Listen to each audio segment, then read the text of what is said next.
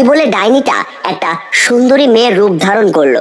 এরপর বাচ্চাদের কাছে গিয়ে বলল, বাচ্চারা, তোমরা কি আমাকে সাহায্য করবে? আজকে খুবই রোদ আর গরম, বেশি সময় আজ কাজ করব না। এই একটা গাছ কেটে বাড়ি চলে যাব। মেয়েটা জ্বরে শুয়ে আছে একা একা, না জানি কি করছে। তাড়াতাড়ি গাছটা কেটেই বাড়ি চলে যেতে হবে।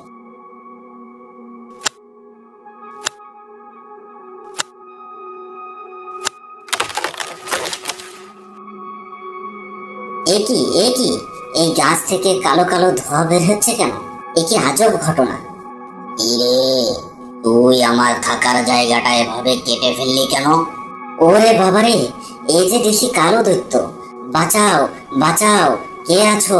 আমাকে বাঁচাও! কে বাঁচাবে তোকে? হ্যাঁ, আমার থাকার জায়গাটা তুই এভাবে কেটে ফেলেছিস, আর আমি কি তোকে ছেড়ে দেবো নাকি? আমি জানতাম না যে এটা তোমার থাকবার জায়গা।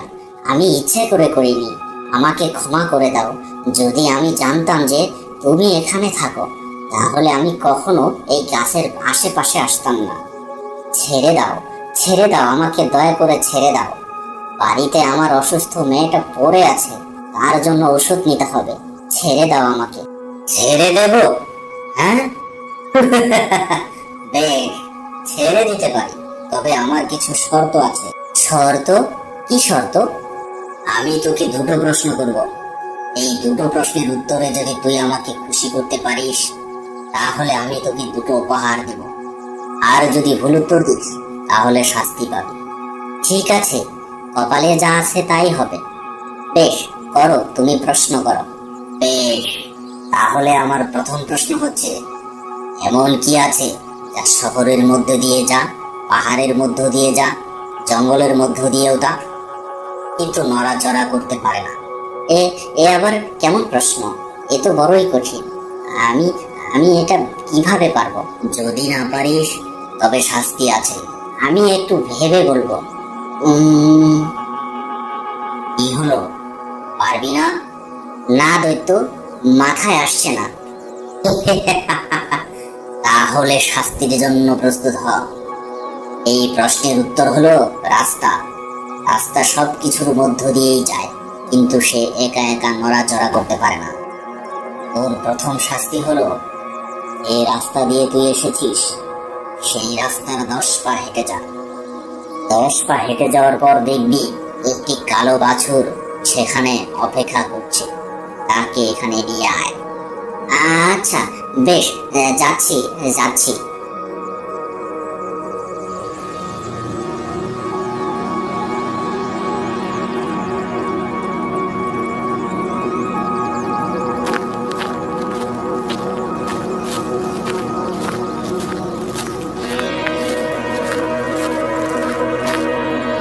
এবার আমার দ্বিতীয় প্রশ্ন শোনো। আমার দ্বিতীয় প্রশ্ন হলো, এমন কি আছে যেটা শুধুমাত্র উপরের দিকেই ওঠে, নিচের দিকে কখনোই নামে না? এমন কি জিনিস আছে যেটা কখনোই নিচে নামে না, শুধু উপরের দিকেই ওঠে? কি হলো, এবারের প্রশ্ন উত্তরটাও পারবি না তো? পেয়েছি পেয়েছি, এমন এক জিনিস যেটা শুধুমাত্র উপরে ওঠে, কখনোই নিচে নামে না, আর তা হলো বয়স। মানুষ হোক কিংবা অন্য কোনো প্রাণী, তাদের বয়স একবার উপরে উঠলে তা আর কখনোই নিচে নামে না। বেশ, এবার একটা সঠিক উত্তর দিয়েছিস। তাহলে আমার কথা অনুযায়ী তুই একটি পুরস্কার পাবি। যে পথ দিয়ে এসেছিস সেই পথ দিয়ে 10 পা পিছিয়ে গেলে দেখবি একটি ছোট সাদা বাছুর তোর জন্য অপেক্ষা করছে। সেটাকেও এখানে নিয়ে আয়।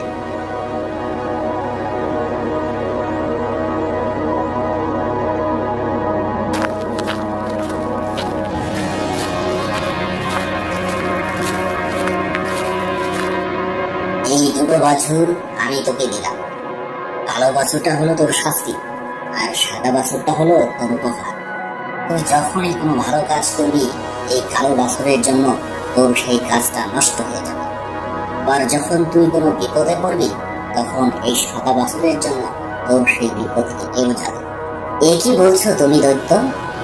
আমি তাহলে সারা জীবন দোটানার মাঝেই থেকে যাব? যদি বুদ্ধি কাজে লাগাস, তাহলে তবে সেই বুদ্ধিটা আমি বলে দেব না। যা, এখন এখান থেকে আয়। আচ্ছা বেশ।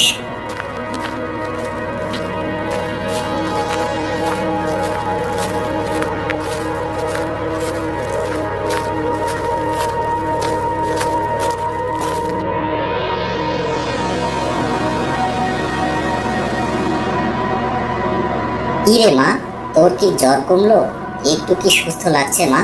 হ্যাঁ বাবা, আমার জ্বর অনেকটাই কমে গেছে। তুমি কিছু খাবে না বাবা? না রে মা, খিদে নেই।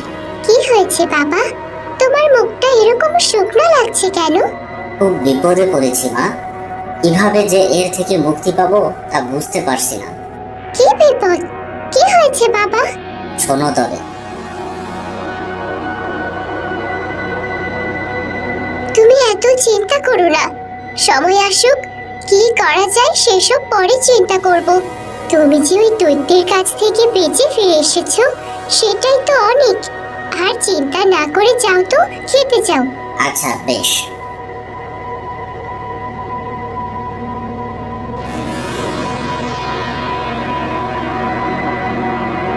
ইহে কাকু, বাড়ি আছো নাকি? এই তো কর্তা বাবু। কি ব্যাপার, আপনি এসেছেন যে? আমায় ডেকে পাঠালেই তো আমি চলে যেতাম। আপনি আবার কষ্ট করে আসতে গেলেন কেন? আসুন আসুন। শোনো, আমার মেয়ের বিয়ে সামনের সপ্তাহে। বিয়ে বাড়িতে রান্নার জন্য পর্যাপ্ত পরিমাণে কাঠ দরকার। বিয়ের সমস্ত আয়োজনের যত কাঠ প্রয়োজন সব তুলে দেবে কিন্তু। এবার বুঝলে? ও মা, সে তো বিশাল আয়োজন। আপনার মেয়ে বলে কথা, আপনি একদম চিন্তা করবেন না কর্তা মশাই। আমি সব কাঠ জোগাড় করে বিয়ের আগেই দিয়ে আসবো। বেশ, এই নাও 50 মোহর। এটা হলো অগ্রিম। কাজ শেষ হওয়ার পর আরো 50 মোহর পাবে। আচ্ছা কর্তা বাবু। এই দেখে যা মা, এইসব হলো দৈত্যের দেওয়া বাসুরের কামাই। আমি বেশ বুঝতে পারছি ওই বাসুরের গুণে আমি এত বড় একটা কাজের সুযোগ পেলাম। মোড়ল মশাই 50 মোহর অগ্রিম দিয়ে গেছে। এ তো বেশ ভালো কথা। এখন থেকেই তবে কাজ শুরু করে দিতে হবে। চলো বাবা, ঘরের ভেতরে যাই। আমি সবই শুনতে পেরেছি। তাহলে দৈত্যের দেওয়া ওই বাসুরটারই এত গুণ। আজ রাতেই ওই বাসুরকে আমার সরাতে হবে।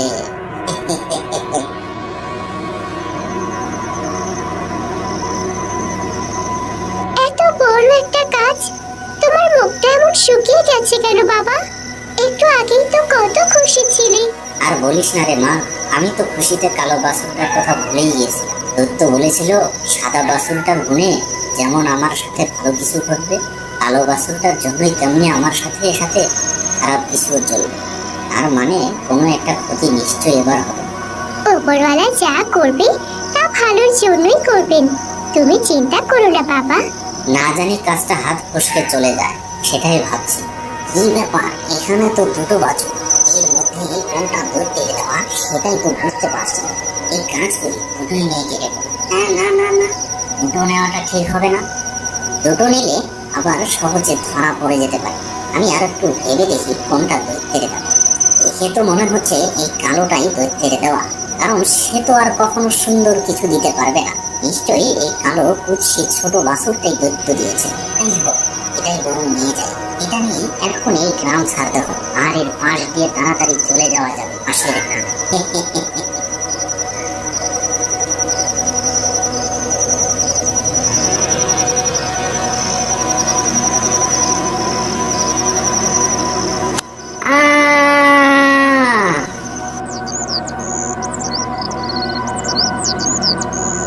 হায় হায় হায়, কালো বাছুরটা কোথায় গায়েব হয়ে গেল? কোনোভাবে ছুটে পালিয়ে গেল না তো গোয়াল থেকে?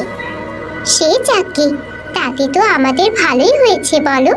কালো বাছুরটা চলে যাওয়ায় আমাদের ওপর থেকে বিপদও নেমে গেছে। এখন আর আমাদের কোনো অকল্যাণ হবে না বাবা। যা হয়েছে তা ভালোর জন্যই হয়েছে।